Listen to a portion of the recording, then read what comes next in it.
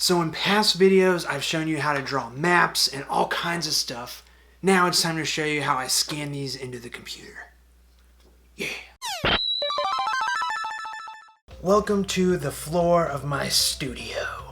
This is where I keep my scanner under my reading chair, out of the way.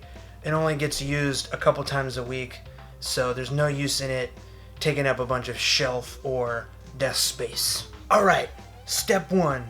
Put that awesome artwork you just made face down on the scanner, and let's get to scanning.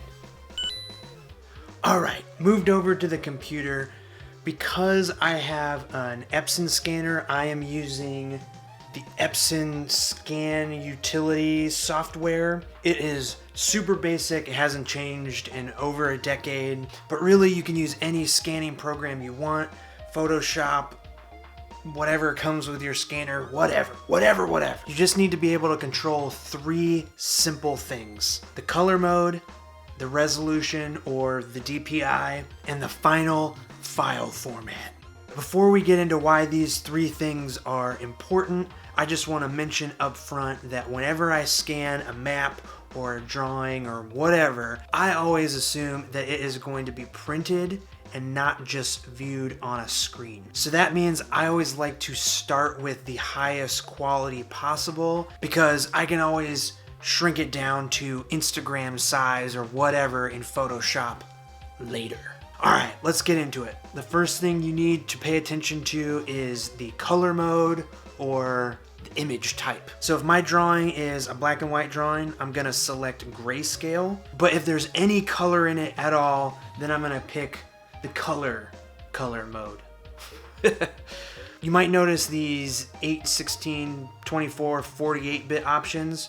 Those just indicate the range of colors per channel. Most of the time I go with the higher choice to get the best quality. Just know that it'll increase your file size. You might also see a CMYK or RGB option. CMYK is generally the color mode the images are printed from, and RGB is usually for viewing on a screen. So again, think about where your drawing is going to end up and choose accordingly.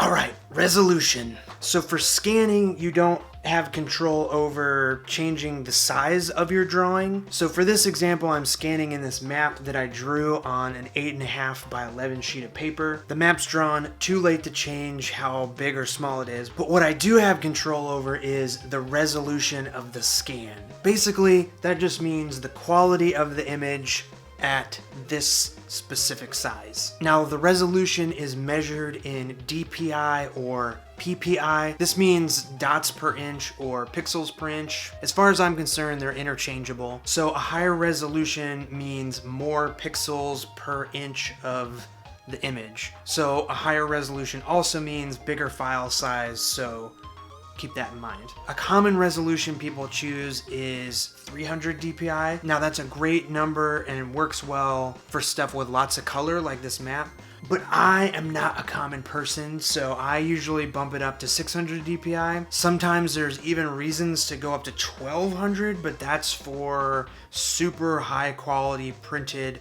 black and white line art bitmap images. Nothing I'm scanning here today needs to go that high. So I'm gonna stick to 600 DPI. You might also see 72 DPI as an option in the drop-down menus of some of these programs, but that resolution is only for viewing stuff on a screen. So if you ever plan on reprinting your map out or having your illustration printed anywhere, it's better to go 300 DPI or higher. Alright, now let's talk about the file format. When it's time to save your scan, you're gonna have to save it as a certain type of file. This is the little dot whatever file extension part. So me personally, I always save my scans as a TIFF.